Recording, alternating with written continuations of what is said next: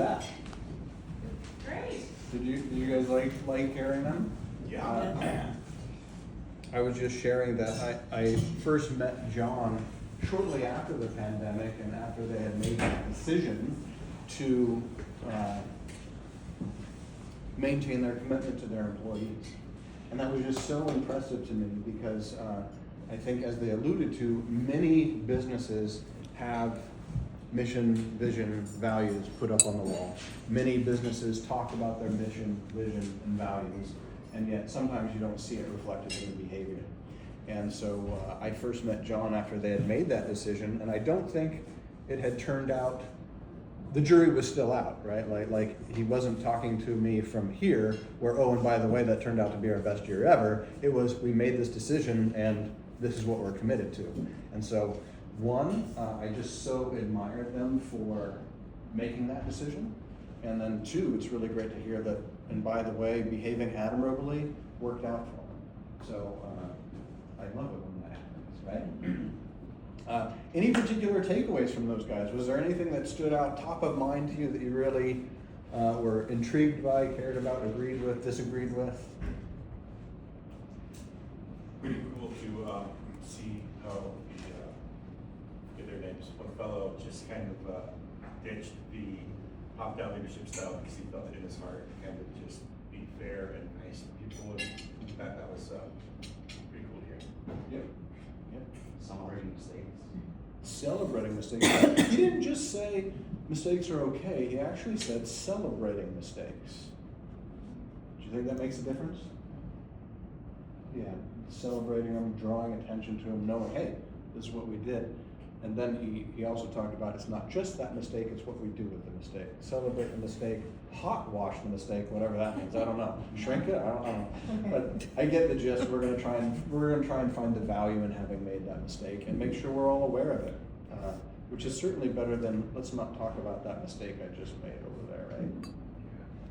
So, I just like the generational conversation that they had Yeah. back and forth, and just that they appreciated that generational viewpoint. mhm. And it was also nice for me to see a roadmap of a sort of an older person and how they're exiting Mhm. work, making that work smaller and sitting larger. Just kind of having that blueprint in my mind.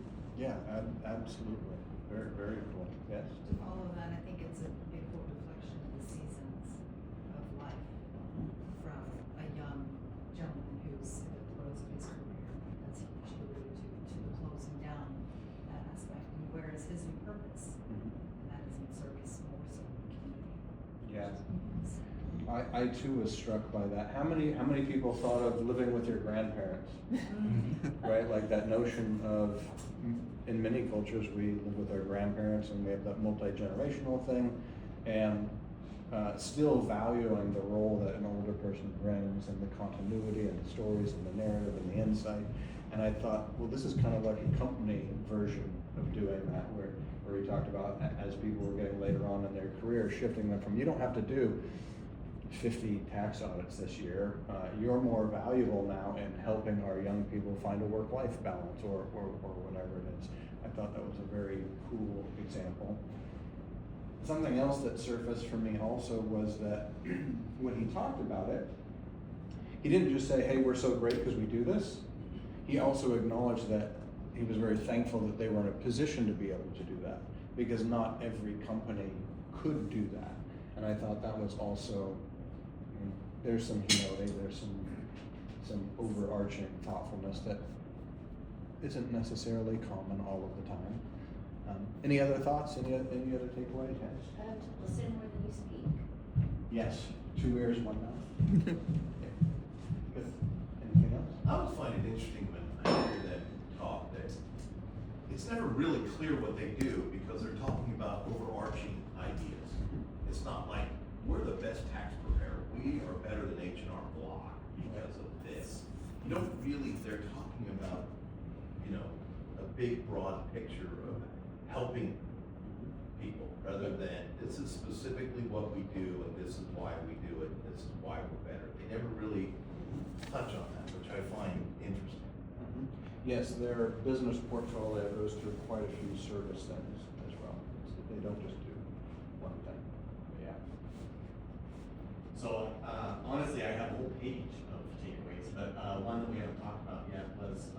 He said something about, he came to a realization that it was harming him and his company holding on to goals that were no longer relevant, right? So that idea of circling back and checking your goals, like, is this still where we should be spending our energy? I think that's valuable. Yes. Insight. Incredibly valuable. We actually call that old goals, having old goals. And if you're not careful, you may find yourself pursuing old goals, right? Like when I was young, I wanted a Ferrari, right? Because when I was 16, I thought that would be cool, right? And then as you get older and you learn more, you realize maybe that's not the appropriate thing, and yet you may still find yourself trying to take steps towards this old goal because you never reevaluated when, yes, there was a point at which I thought I wanted that, but I no longer think that way. And when they talked about pace of change, what looked like the appropriate goal in January, by June may no longer be the appropriate goal. And so with this pace of change, I think it's very important to constantly check in. Yes, this is the goal, but is this goal still relevant? And a phrase I'm a big fan of is the highest and best use of our time, right? Which was something he alluded to. So when I set my goal initially, it's meant to be the highest and best use of my time, but perhaps 6 months into the year, there could already be a new highest and best use of my time. Do you have the flexibility to not just be doggedly pursuing a goal, but to update your goals as you get that new information? Absolutely. Oh, that's Tony? Yes, humility, yes, thank you. Yeah. Yeah. And it's hard to make changes if you are always right. Yeah. Brenda? It was great having two people, and I think it really demonstrated that, or I got the feeling that this really goes throughout all of Aldridge, because we haven't had two people from the same organization and how they communicated between them, and they were demonstrating and living the values that they were talking about that the company has, I thought. Yeah, you can see it in the way they interact with one another, right? Yeah, we've been talking about family Mhm. more, and also, we've been talking about God. Yep. Yep. And then and then work. Right? Like having that sense of balance, right?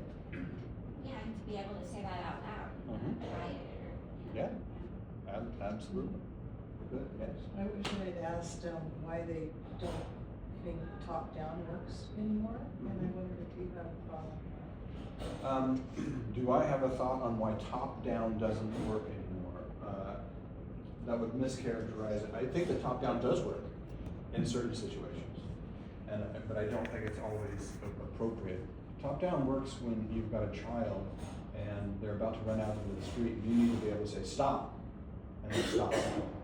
There are times in crisis or in extreme need where we do have to follow directions, but I think generally the notion is that there's this huge, we all perform better when we all feel seen.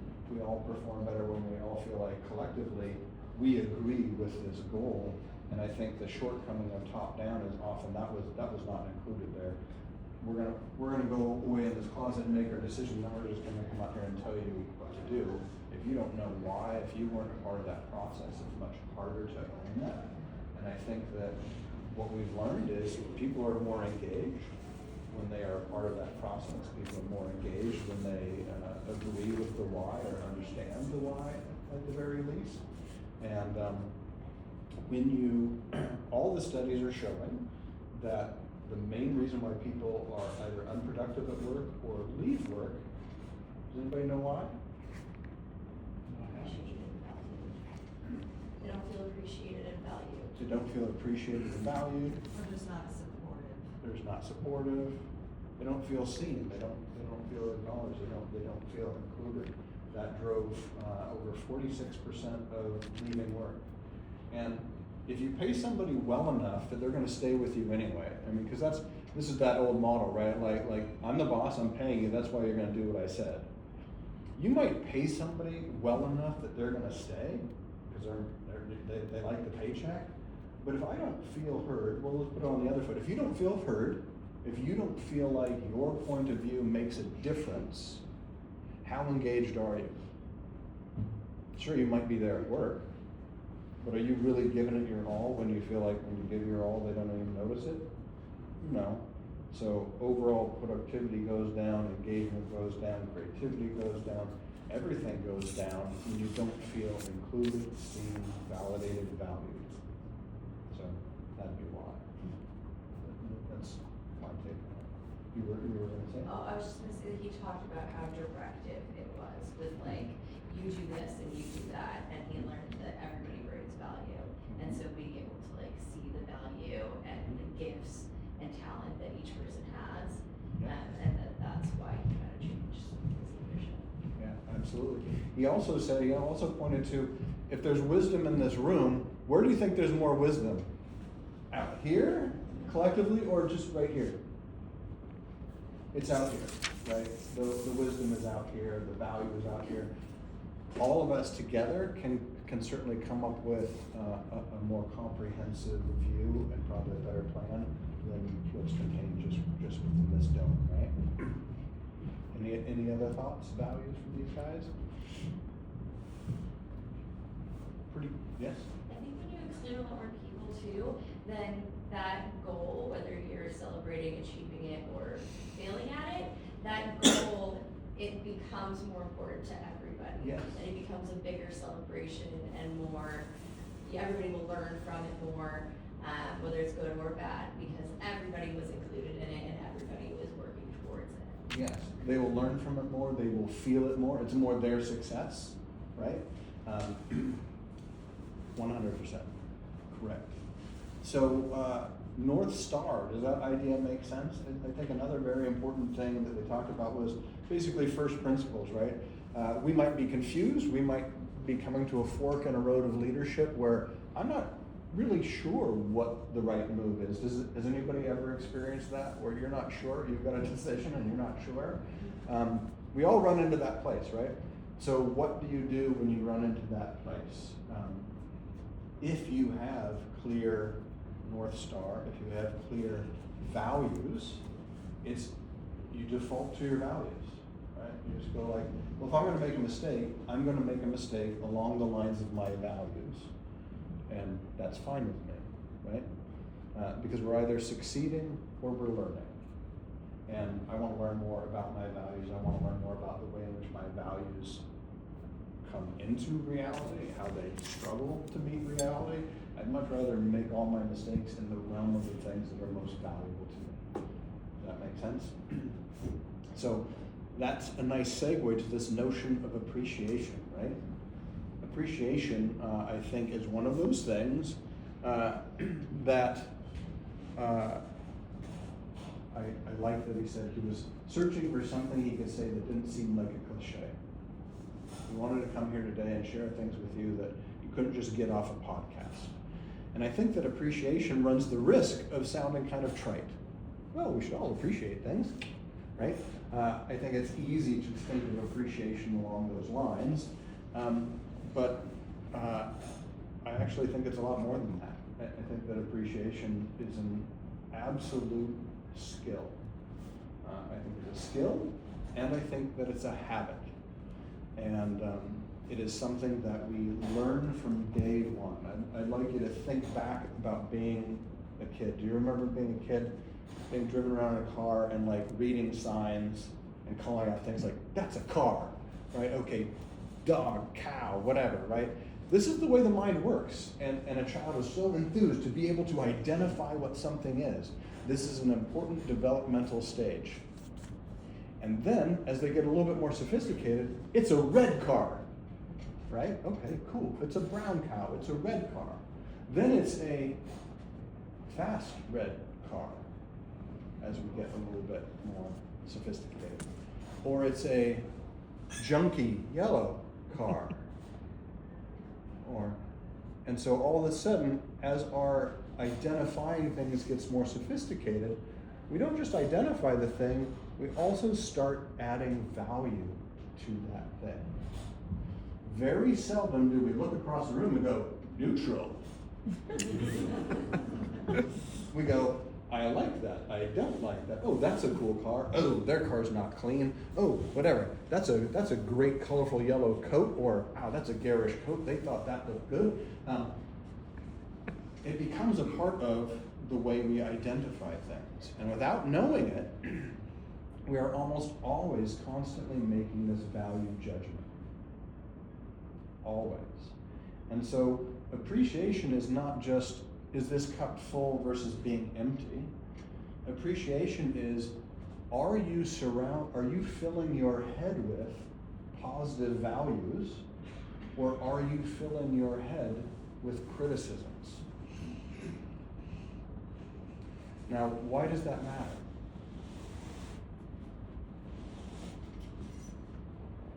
Perspective and like the way that you approach the world. We've talked a lot about like the victim mentality or being overly harsh or judgmental.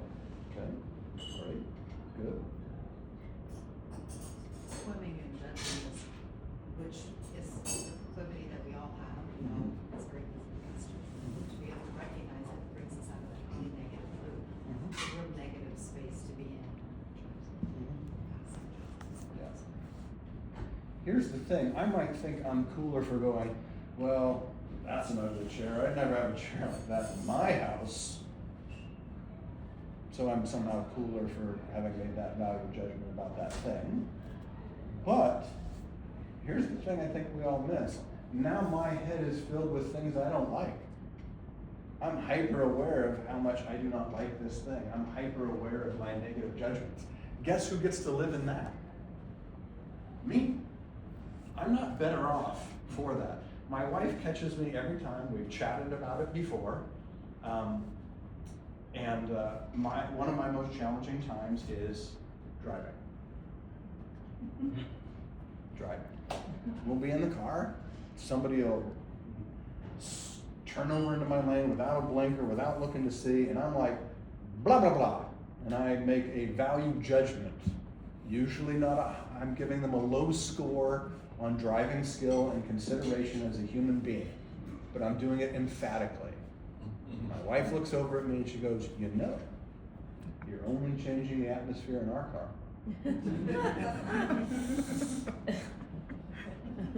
She's 100% right. I mean, what do you say to that? You know, because, and that's exactly what we do all the time. You know, whether it's your car or your head, you're only changing the atmosphere in your head, right? So, what is appreciation? Take a stab at it. In your own words, what is appreciation? Acknowledgement for action. I'm sorry, what? Acknowledgement for one's actions. Acknowledgement for one's actions, okay. Cool. Gratitude, right? Nice. Feeling positive about something as opposed to negative. Feeling positive about something rather than negative thought, right? It's assigning value, because if something doesn't have value, you wouldn't appreciate it. So appreciation is assigning value. Great. Appreciation is assigning value. Cool. And any other thoughts on appreciation? What it is? I think it's also the energy of joy. The energy of joy. Cool. I like that. Anybody else want? It starts with the process of setting the intention of being appreciative beforehand, Okay. creating the space and setting that intention so that you have the capability and That's energy. a really cool thing to do. The dictionary says something about appreciation being, and this is cool, the recognition of and enjoyment of the positive qualities and attributes of a thing. So I love that it points to both of those, because first you have to recognize the value of it, because there's many valuable things going on here. But if you don't recognize it, I mean, it doesn't even surface to your awareness. So we must first recognize the positive attributes of a thing, and then I love the joy part that the dictionary literally says, and enjoyment of. So recognition and enjoyment of the positive values of a thing. Yes? If you look at the other definition, so to speak, of like, boy, that watch has appreciated Mhm. in value. So that's giving you the connotation of it's gotten better, Yes. right? So that's why I think appreciation, that's where that definition comes in. Yes, built but in. did you read that paper? Because that's what we segue to in the paper, and because it says that notion that you're going to recognize and enjoy the value of a thing does naturally lead to that second definition for appreciation of to cause to rise in value. When something appreciates, its value increases, and I would argue that when you appreciate something, its value increases.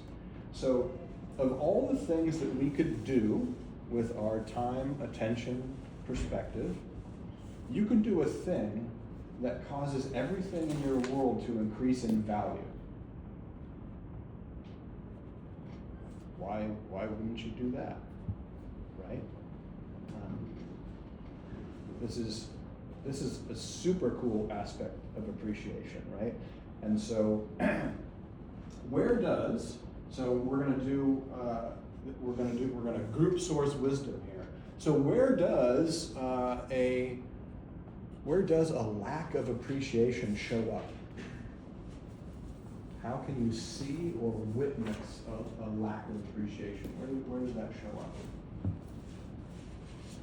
When something happens and you just move on to the next thing that you need to do instead of taking the time to appreciate that thing that just happened. Okay, by complete non-recognition or non-acknowledgement of a thing, great.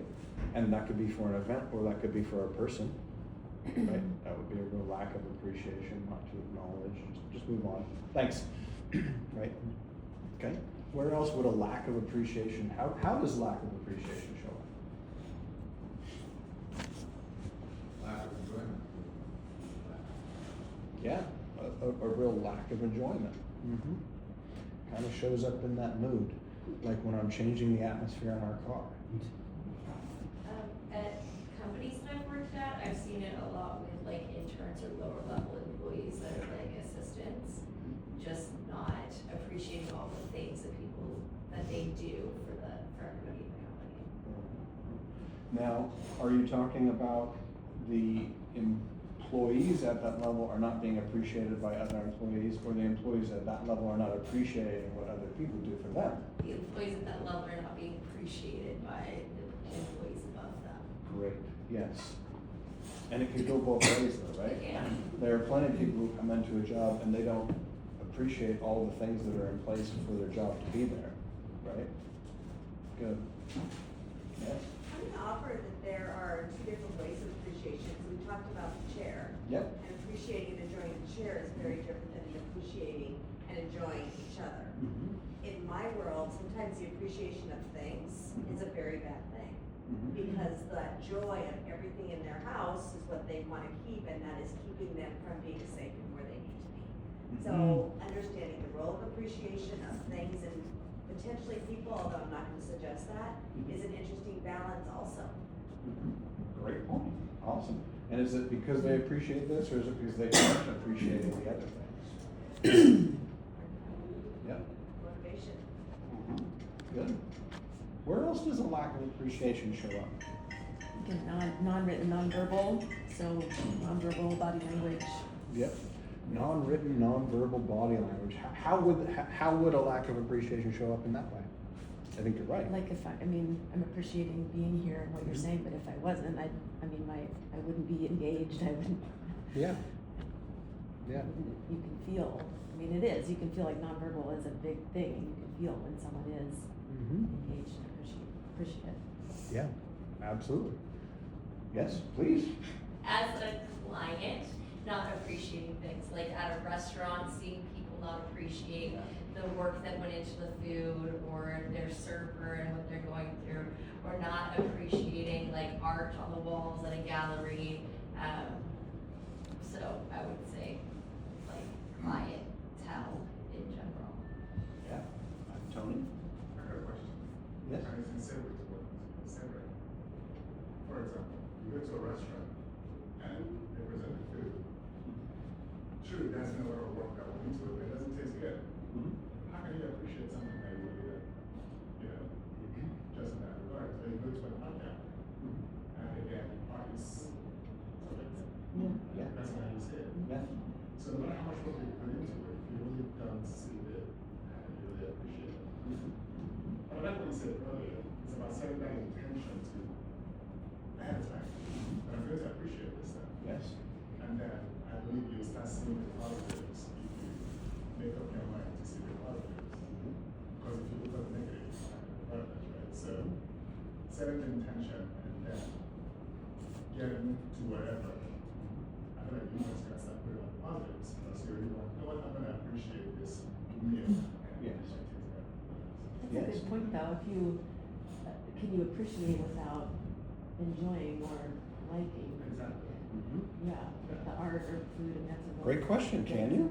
Can you appreciate things that you don't enjoy or don't like? I appreciate the hard work that went into the meal or the piece of art, so that's one aspect of appreciation, is the hard work behind it or the person behind it, as opposed to flavor, or what you see in the wall. You can appreciate other areas of it too, like this is great, the wine's good, and I don't have to do the dishes. Right? Yes. Right? Yeah, Yeah. how you look at it. Yes, and that is, well, that is kind of the skill, and it comes back to what is the intention? Because life is going to hand you days that are easily recognizable as good, that feel great, and life is going to hand you days. But if we wait until life gives you the thing that you want, if I'm waiting to feel good until all those circumstances match up, and every driver uses the turn signal and waits and is thoughtful, I'm waiting for that to occur, and then I will be happy. How often am I going to be enjoying things if I put myself at the mercy of events versus starting with the intention to appreciate things? So if I'm waiting and the food comes out and I don't like the food, I can just look at, hey, I don't like the food, I'm not appreciating this is not great. If I had previously decided it was my intention to appreciate it, there are a ton of things. I can appreciate the work that went into it, I can appreciate the people I'm with, I might be able to appreciate the wine, I don't know, depends. But it's no different than, Brenda loves seasoning things with garlic. Oh, I can't stand garlic. Now, this isn't true. This is not a true story. I actually love garlic. But let's say she loves garlic and I don't. And I say, I don't appreciate that. But what I do appreciate is that she cares enough about her food to season it. I also believe that food should be seasoned. We might want to season it differently, but I can appreciate that she wants to season it, right? There's plenty of things we can appreciate if it's our intention. So let's segue to that. Where does appreciation show up? How would you know if somebody was being appreciative? I think you can see it in the light of their eyes. And you can Just the light, if you're engaged in conversation. Yeah. I appreciate you being in front of me, I'm here, I'm listening. Is there a difference between somebody who's present and engaged and somebody who's not? Yeah. Yeah, and it's noticeable? Yeah. So you can see it in the engagement of the people around you, sure. Where else would you see appreciation show up? I think kind of similarly, both your points, but in the authenticity and genuinity of thinking of especially if you're at a restaurant and you genuinely think wait staff versus like sort of like kind of being dismissive or disregarding folks. You can really feel the difference in how genuine people, like if they actually need it. Yeah, absolutely. I grab Thai food to go from this one place, and when I get it, I always thank him as I'm paying him. Thank you for making my dinner tonight. And he always seems a little surprised. He pops his head up like it's just like that's a strange event for him. But I'm like, really, thank you for making my dinner. This is going to be awesome, right? Like I'm actively appreciating the fact that you made my dinner for me. This is making the rest of my evening easy. It is my chance to hit the easy button, not have to clean up dishes from making food. I mean, I truly am appreciative of that. But from the response I get, I don't know how frequently that gets communicated, right? I think it like depends on the person on both sides, because I think about love languages when we talk about appreciation. So like, I may give you a gift, but you may not think that necessarily means that I appreciate appreciate you, but I do. Yeah. And then you may compliment me, which is a great appreciation for me, and I feel that. So I think it kind of depends on like how you give and receive and your preferred ways of receiving. Yes. How sensitive you are to those things. I would offer that another good question is when will you not see appreciation? When do you expect not to? My example would be that my daughter is an ICU nurse and she works at a really difficult floor. And she talks about how the most difficult patients are the ones that don't appreciate her. And they've spent every day of their life really walking themselves health-wise to be in that bed. And they need her and they abuse her. And she's not gonna get it because they're fearful. They've got all kinds of other issues that would cloud their ability to appreciate really what they can do. Yeah. Yeah. I think another thing is appreciating what you have. Appreciating what you have, yes. As we help. Mhm. What you have a heart attack. Yeah. Appreciate what you have. Yeah, absolutely. How would you know if you were appreciating what you have though? I mean, how does that show up for you? For you? Well, for me, I mean, obviously, you go, like, when I was in Chicago, in a couple there, you know, different people's houses, right? And you appreciate what you have, that's life happening, how we are, compared to, you know, the functional families or, that have including people that don't have. Yep. Nice, good. Any other places you see appreciation show up for you? Yeah. Tony? I mean, the other thing is a good idea, right? Because sometimes people closest to you are the ones that don't appreciate that much. You don't realize the value they bring to you and the structure that they bring to your present life until maybe you go to a different place. And then you realize they don't have that, and it doesn't exist. Because it's like the grass is bigger on the other side, right? And then you get to the other side, and it's not like your eye doesn't, right? It's green where you water it. Yes. Right, so, but again, sometimes it's when you lose it or when you're that close to losing it and then you see the value that it presents to you and you're like, take it for granted. Yeah, you wake up, take a shower, whatever, right, until you break your leg and realize you're not going to be able to move for the next 2 months. Yep. Then you appreciate actually having 2 legs. Mm-hmm. So sometimes, unfortunately, it takes us losing something or being that close to losing it to start appreciating. Yes. But again, if we set the intention, like, you know what, to start appreciating things, but that comes to some sort of self-awareness. Yeah. Let's appreciate this before, and so we're not. So, yeah. 100%. Often losing or loss is the catalyst for awareness, right? And difficulty can be a catalyst for awareness as well. A difficult time getting back to sleep, and then so all of a sudden you go, okay, well, I appreciate the ability to sleep. Every night I can get a decent night's sleep. That's a pretty good night. You don't think so until you can't fall asleep, right? All of a sudden these things become important. So it shows up in lots of different ways. I would argue that the choice to be deliberately appreciative is quite possibly the most valuable choice you could ever make in your life. Because it will literally bring more value to every single experience that you have, right? So it is a matter of intentionality. And it is a skill because like at first, like you might go, what can I appreciate about this? And you might be stymied as to what you can, okay, this person cuts me off on the road in a dangerous fashion. There's nothing I can appreciate about that, right? So you're not driving your Ferrari. Not driving my Ferrari. Wasn't my Ferrari he chipped up, right? Yeah. He did not hit me. Oh, wait, so there are things I can appreciate about that? You did not hit him. I did not hit him. My brakes work. I was aware enough to see that coming. Good thing I'm not doing this on my phone right here, or that would have had a very different outcome. So even You if can appreciate what an excellent driver you are. yeah, I was waiting for somebody to recognize that. Christine, did you see what I just how I narrowly avoided that, anyway. And then you have a caring wife Yes. who cares about your well-being. Yes, absolutely. You can appreciate on that running traffic in the States. Yes, I can appreciate it. So, what you're telling me is, with this crowdsourced wisdom, is even a thing that I find difficult to appreciate, there actually are many avenues of appreciation available. And again, it runs the risk of maybe sounding trite or cliche, but it is true, and it changes what I'm looking at.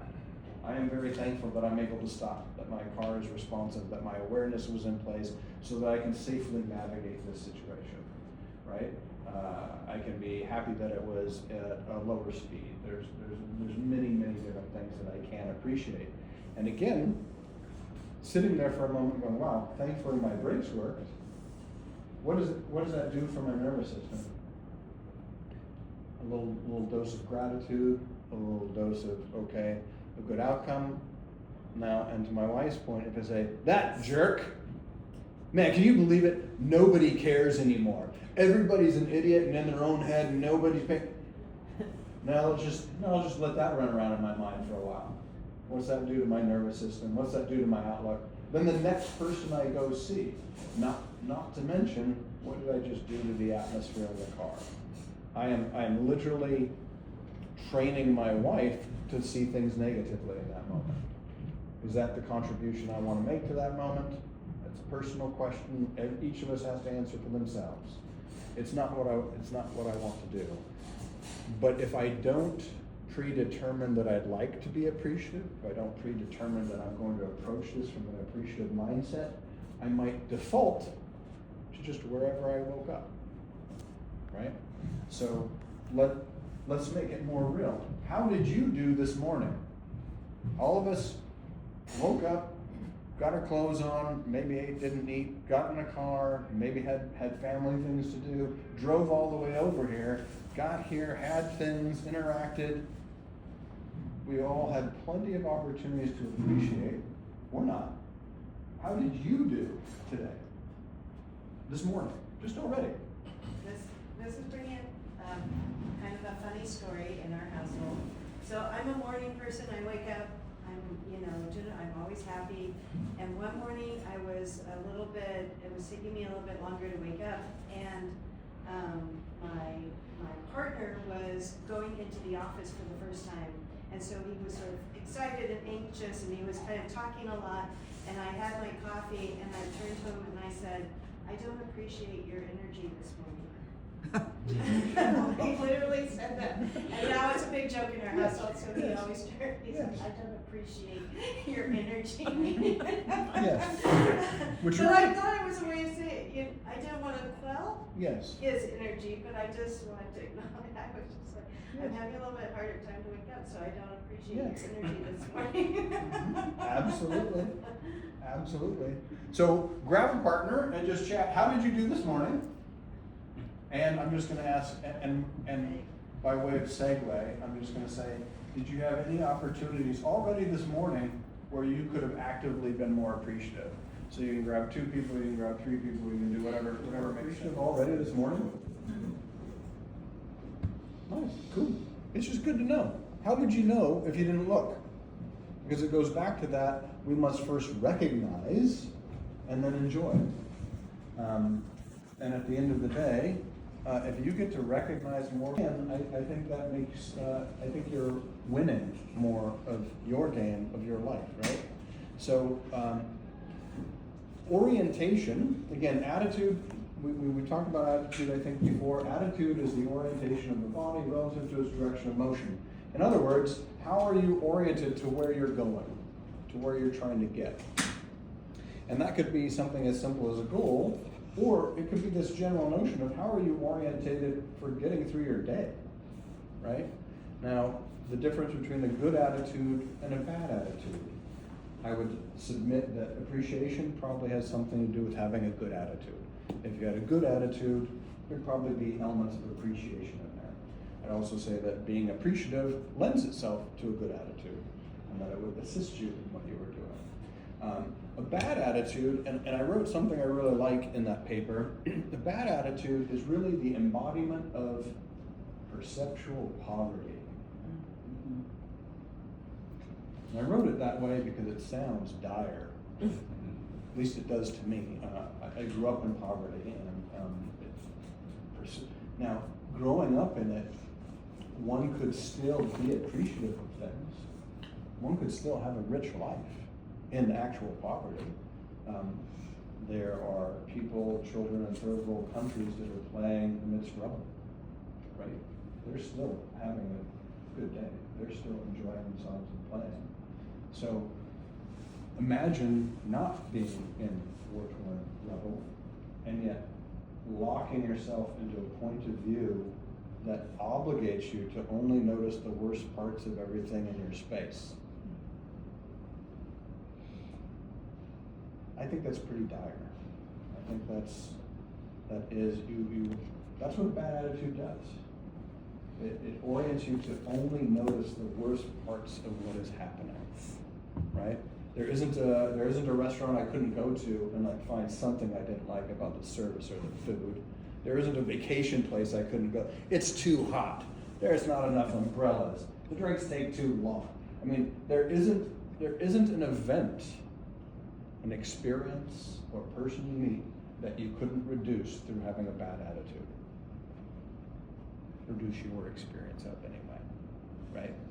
And so I do think it's kind of a big deal.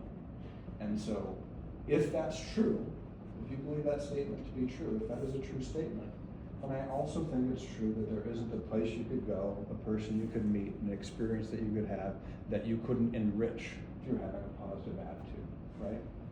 And so despite that being fundamentally true, I think we all probably find ourselves doing a little bit of both in our life.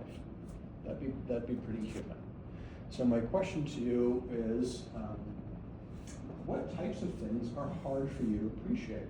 We're going to do that group source wisdom again, so we're going to relate you to talk amongst yourselves again. And we go, okay, what types of things are hard for you to appreciate, right? And sharing with your partner, like it's pretty challenging to me.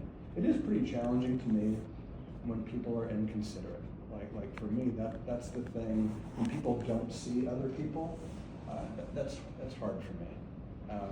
Okay, so what can I appreciate about that? I'm stuck in my head. One of the reasons why that's hard for me is because I'm sitting here looking at it that way, and maybe if you're not sitting here right where I am, you can offer me a point of view from outside of where I'm sitting that can show me what I could appreciate about that. So let's first discuss amongst your group what's hard for you to appreciate, and see if anybody can, if you can crowdsource some alternate points of view and things that aren't true. But I'm going to ask a quick question. Is there a lot of wisdom in this room? Oh, yeah. Yes. Right? Like getting out of your head and seeing how somebody else sees it. Most of our difficulties are a result of the way we see things, right? How many people found that something that was very difficult for you was not at all difficult for somebody else? Right? Last week we had that or last month we had that where somebody's like, oh, I've got to let somebody go. This is going to be very difficult. And somebody else is like, that's easy. Right? Like, it depends upon how you look at it. So my question to you now, I'm going to send you back in your group, just say, okay, what's really easy for you to appreciate? And like are there things that you just fall naturally into appreciating? And sharing that, because like I might not even be aware of a thing that I could recognize and appreciate until you tell me the way in which you appreciate such and such, right? Like noticing the way our city does these wonderful flower things along the road and how much care goes into just these little meridians. Oh, I've been driving by that for years and never saw it.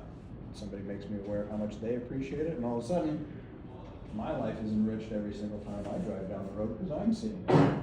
So sharing with your group the things that fall to mind for you to appreciate easily, and then also sharing just any sort of strategy that helps you appreciate when you're challenged. So things that are easy for you to appreciate and things that assist you in being able to appreciate things.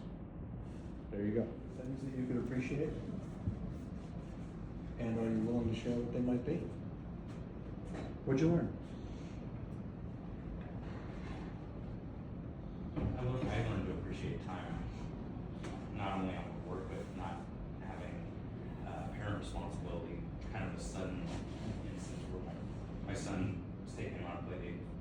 friend, and he decided he didn't want me to go to the movies with him, like right in front of the theater. He just wanted to be with his friend, and I was like, well, what am I supposed to do for this?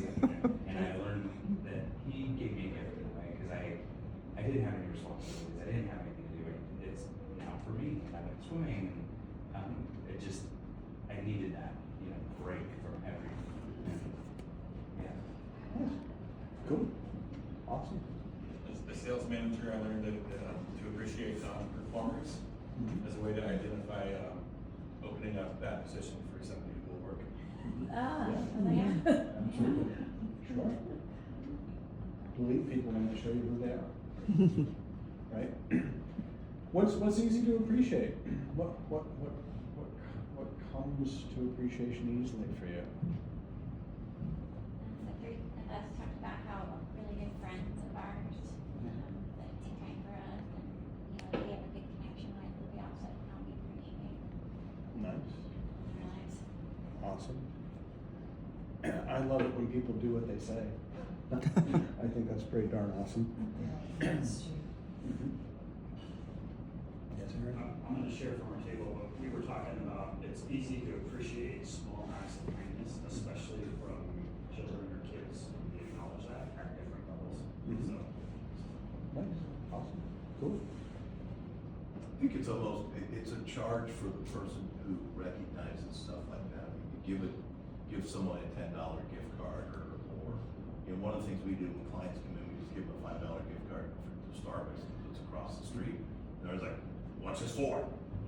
I say, thanks for coming in. You don't get a chance to meet. I'll come visit later. Please do. And I just think that's a charge for us because it makes you feel good. It's like a referral, right? If somebody says, what's a good one? I gotta go to these people's house and blah, blah, blah. It makes you feel good to be able to say, that there's a lovely wine called Charles Shaw with full body. The heavy thing is it's come in a box and it's easy to carry. Absolutely. Good. How about strategies for being appreciative? Is there anything you heard that you think would be a tool to help you be more appreciative or find that appreciation with it? We talked a lot about remembering that everyone's doing their best with what they have and can do right now. So even if you're like, that's not your best, like maybe it is for them right now. Yeah, absolutely. I think that helps me a lot too. Everybody's doing the best they can with the tools they have and the challenges that are on their plate at this moment. Yeah, absolutely. Anybody else? Techniques, tools, perspectives that help you appreciate?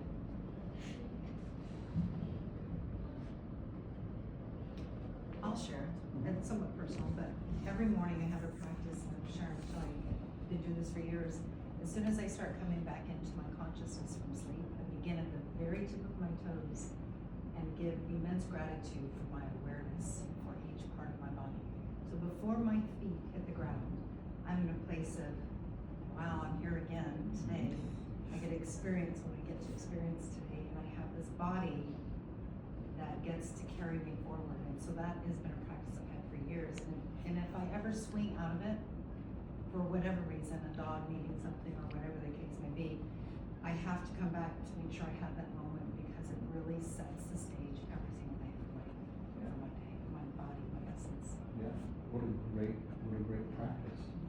Thank you for sharing that. Super cool. There's a quote on here, which I love so much, from Voltaire. Appreciation is a wonderful thing. It makes what is excellent in others belong to us as well.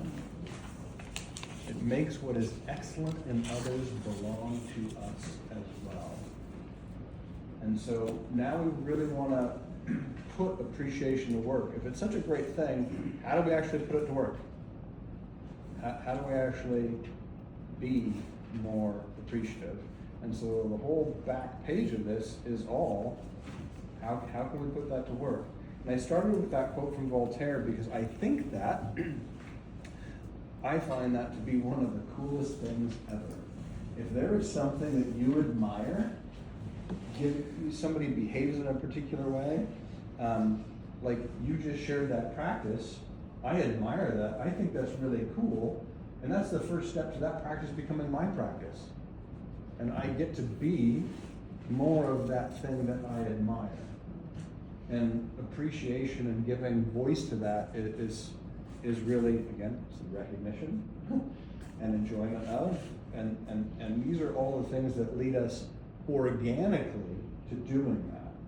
So one other thing I think that we've talked about before is the things that you admire are super cool because they are an insight to you. If there's something that you admire, it's an insight into your own nature, right? And so when you see somebody behave in a manner that you find admirable, you're in a way learning something about yourself. You're learning something about your own nature. And by giving voice to the fact that you admire it and giving voice to the fact that you, what about that you admire, you start moving yourself closer and closer to that habit or that way of being, becoming your own. And so that's where we're going to start with our appreciation practice right now. Now, I just want you to, again, no group bigger than 3. I want it to be rapid fire.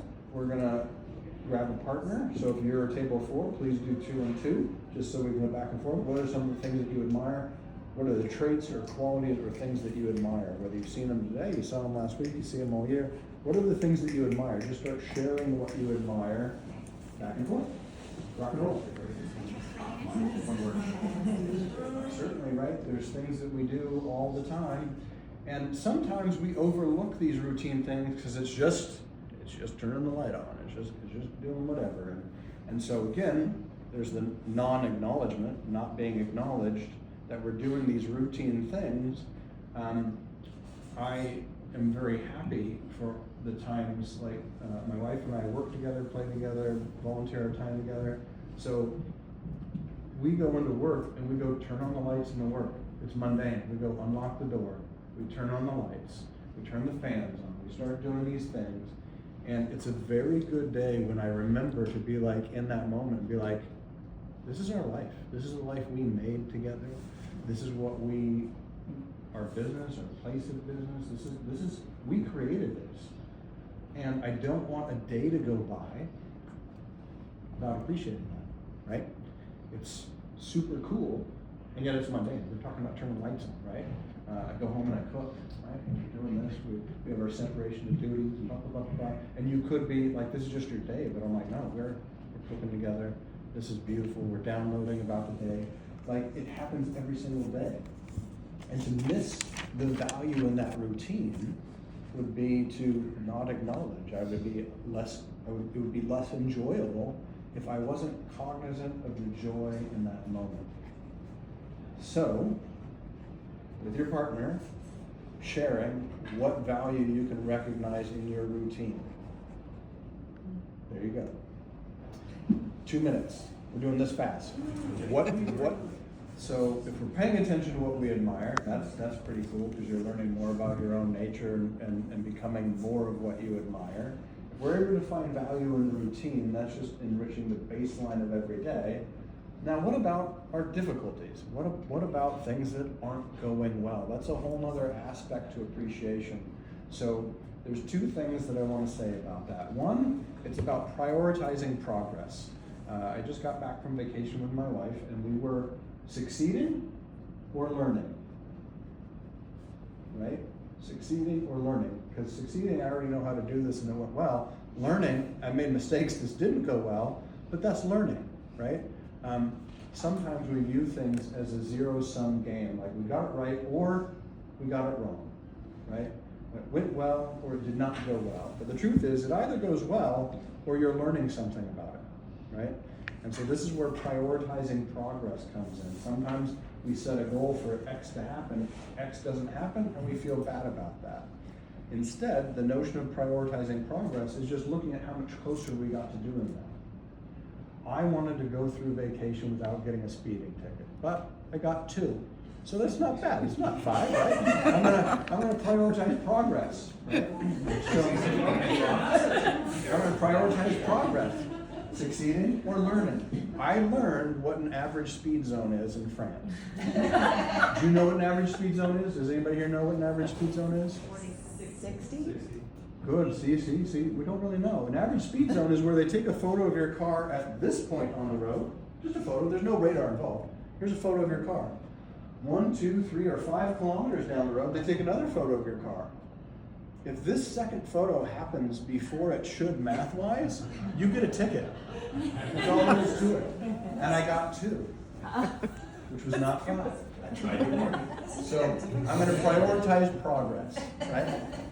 Second is differentiating our difficulties. How many people have difficult things in their life? Every single hand better come up, right? It's difficult. There's a danger in calling it difficult. Like, I don't like doing the dishes, whatever it is. We'll give it a task. We'll say, this is difficult for me. Sometimes difficult isn't really difficult though. Sometimes it's just tedious. It's not difficult, it's tedious. Sometimes it's not difficult, it's really just laborious, it's just hard work, right? Like I just have to, it literally is hard to do. Sometimes it's not hard to do, nor is it tedious, but it just takes a long time. Or sometimes it requires learning because it's outside of the bounds. But when we call something difficult, and we just give it this blanket statement, again, we go back to this notion that anytime you are less accurate than you could be, you muddle your ability to handle it well. So if we call it hard, when really it's not hard to do, it's just tedious and takes a while. Call your difficulties what they are.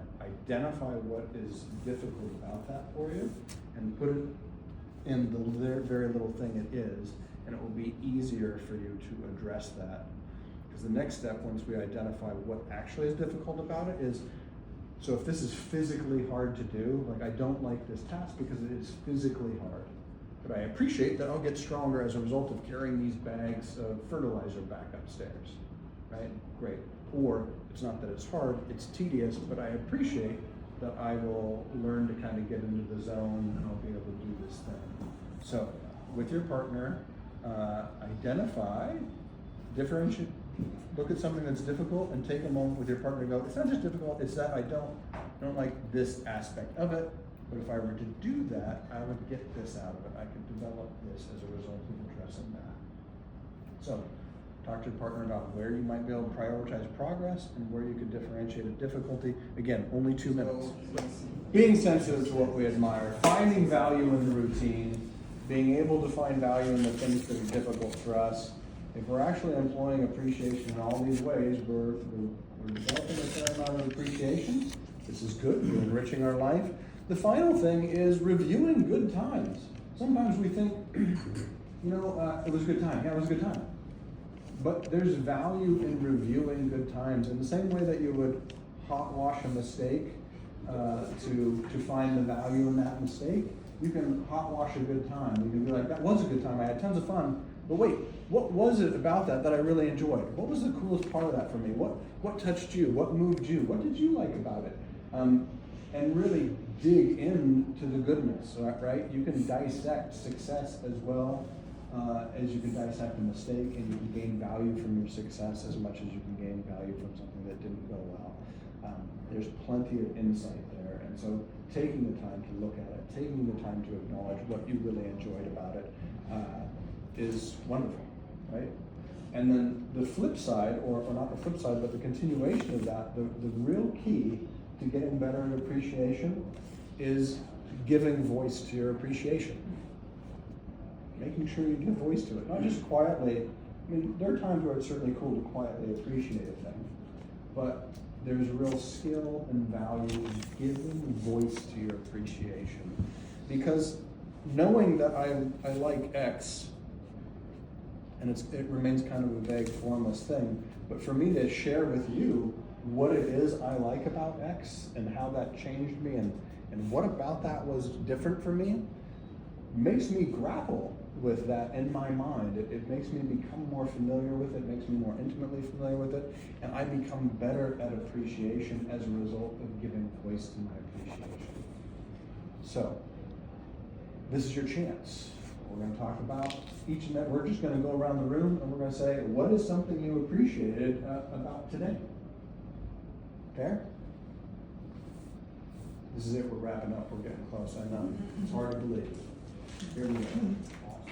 I appreciate all of you, I appreciate everyone who came in here and is filling up water, and she helped get this thing and all of that. I appreciate each and every one of you for being a part of this class and for showing up here today. I know we all have lives, we all have busy things, we all have all kinds of things that we could do, and I do think, to Aaron's point, we might not be talking about these things. They might not come up top of mind, and the whole point behind this class was to make certain valuable concepts more top of mind. When it's top of mind, it becomes a part of the way you interact with the world, and it can really change the arc of behavior and responses and all of those things. So thank you so much for participating in the process, number one. Number two, Liz and I would still love to hear how this is going. What has gone well? This is number 8 of 9. We have one more and we have a graduation. So, I know, wow, hard to believe. So what has gone well about this year? Let us know what you liked about this year. If you can think of some improvements that we could have done, some things we or I could have done better, let us know. If you have ideas about what that might look like, let us know. Also then, if you have been enjoying it and you'd like to be a part of the leadership team next year, much as Shelley, Dan, Kelly, and Trevor, who's not here today, is that the last one? Yep. If you want to be in that role next year, it requires you to come to next year's classes and basically hang out again, get to know a whole new cohort of people, and help facilitate those conversations. So if that's something you're interested in, please also let Liz and I know so that we can start putting together the team.